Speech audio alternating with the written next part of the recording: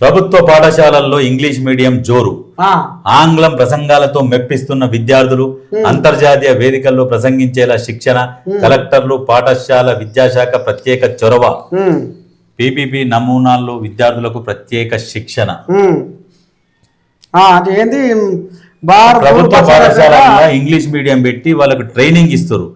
విదేశాలలో కూడా అనర్గళంగా మాట్లాడేటట్టు తయారు చేస్తున్నారు. మరి తెలుగుతో పాటు, తెలుగుని కాదు, తెలుగుతో పాటు ఇంగ్లీషు ప్లస్ హిందీ. వాళ్ళకు భవిష్యత్తు ఎక్కడ ఉంటే అక్కడ, దేశంలో కాదు ప్రపంచంలో ఎక్కడికి పోయినా బతకగలిగేటట్టు నేర్పుతున్నారు.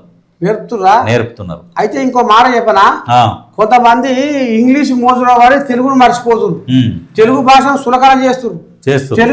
తెలుగు మాట్లాడితే ఆడు ఎడ్డోడు గుడ్డోడు, ఇక ఆయనకి ఏం తెలుగు లేదన్నట్లు చేస్తున్నారు. మన రాష్ట్ర ప్రభుత్వం కూడా తెలుగుని ఫస్ట్ లాంగ్వేజ్ గానే పరిగణిస్తుంది, అట్లనే నడిపిస్తుంది. అందుకనే ప్రభుత్వ స్కూళ్ళలోనే చెప్పేది అంటే తెలుగు మొదటి భాషనే కదా, దాని తర్వాతనే రెండవ భాష హిందీ, మూడవది ఇంగ్లీషు, అదే కంటిన్యూ అవుతుంది. కొంతమంది తెలుగు అయితే అని చిన్న చూపు చూస్తాలకు నేను ఇప్పుడు చెప్పదలుచుకున్నా. చెప్పు డబ్బుదే. ఎందుకంటే ఇవాళ పరభాష నీకు ఉపాధి చూపిస్తుండొచ్చు, కానీ మాతృభాష ఉగ్గు పాలతోని నేర్చుకున్న మాతృభాష నువ్వు ఏడానికి వచ్చినావు, నీ తప్పటం ఏడబడ్డది కన్న తల్లి లాంటి మాతృభాష. అందుకనే నీళ్ళు తాగుతావా? నీళ్ళు తాగుతావా? నీళ్ళు తీసుకురా. మన తెలుగు మల్లె పూల పరిమళించేరా, ఈ తెలుగును శ్వాసిస్తూ మనసు పులకరించేరా. మన తెలుగు మల్లె పూల పరిమళించేరా, ఈ తెలుగును శ్వాసిస్తూ మనసు పులకరించేరా. మన తెలుగు మన తెలుగు మన తెలుగు, ఈ తెలుగులోనే ఉన్నది మన వెలుగు, మన వెలుగు. తెలుగు సొగసు సుకుమారం, తెలుగు మనసు మమకారం, తెలుగు సొగసు సుకుమారం, తెలుగు మనసు మమకారం, తెలుగు పదము నయకారం, తెలుగు ధనము మనోహరం. మన తెలుగు విరబూసిన సిరిమల్లెల తోటరా, వసంతంలో తీయనైన కోయిలమ్మ పాటరా. మన తెలుగు మల్లె పువ్వులా పరిమళించెరా, ఈ తెలుగును శ్వాసిస్తూ మనసు పులకరించెరా. పరాయి భాష కిరాయి లాంటిది, తెలుగు భాష తేనె లాంటిది. పరాయి భాష కిరాయి లాంటిది, తెలుగు భాష తేనె లాంటిది. అమ్మ భాష ఉమ్మ నీరు లాంటిది, మాతృభాష మంచు కొండ లాంటిది.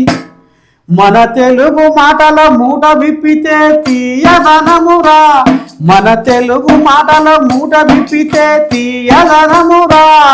ఈ తెలుగు భాష గొప్పతనము తెలుసుకోరా, మన తెలుగు మల్లె పువ్వుల పరిమళించెరా, ఈ తెలుగును శ్వాసిస్తూ మనసు పులకరించెరా. అమ్మ ప్రేమ లాంటి కమ్మనైనది తెలుగు భాషరా, పుడవిలోన పుట్టి పిలిచే శ్వాస తెలుగు భాషరా.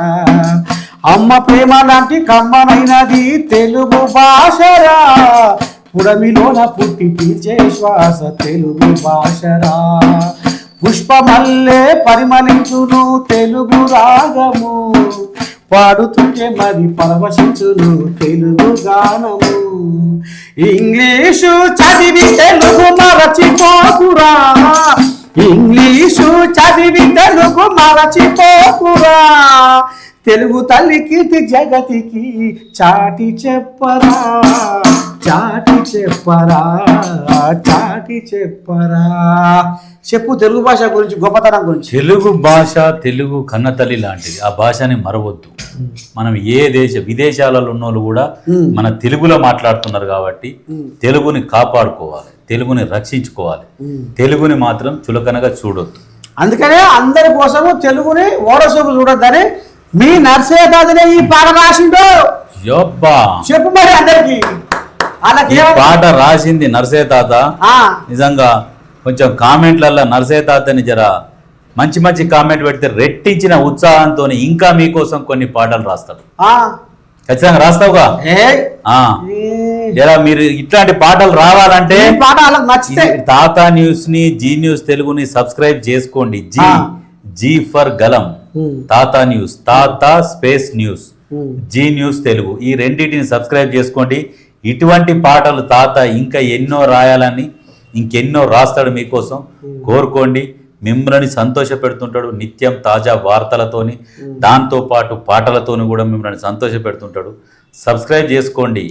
ఫస్ట్ లైన్లో ఉన్నోళ్ళు సబ్స్క్రైబ్ చేసుకోండి, గంట నొక్కండి, కామెంట్ పెట్టండి. రెగ్యులర్గా ఉంటాయి మీకు. ఖచ్చితంగా ప్రతిరోజు నిత్యం మీకు వార్తలు అందిస్తూనే ఉంటుంది. దాంతో పాటు ఎంటర్టైన్మెంట్ కూడా ఉంటుంది, బోర్ రాకుండా. ఎక్కడెక్కడ సమాజంలో ఎక్కడెక్కడ ఏం జరుగుతుంది, నిజ నిజాలు ఏంటి, ఇవన్నీ మీ ముందుకు తీసుకొస్తా ఉంటాం. వచ్చినట్టుగా మీకు కూడా తెలిసినవి ఉంటే మాకు మెసేజ్లు పెట్టండి. మెసేజ్ రూపంలో పెడితే ఖచ్చితంగా మేము కూడా వాటిని కూడా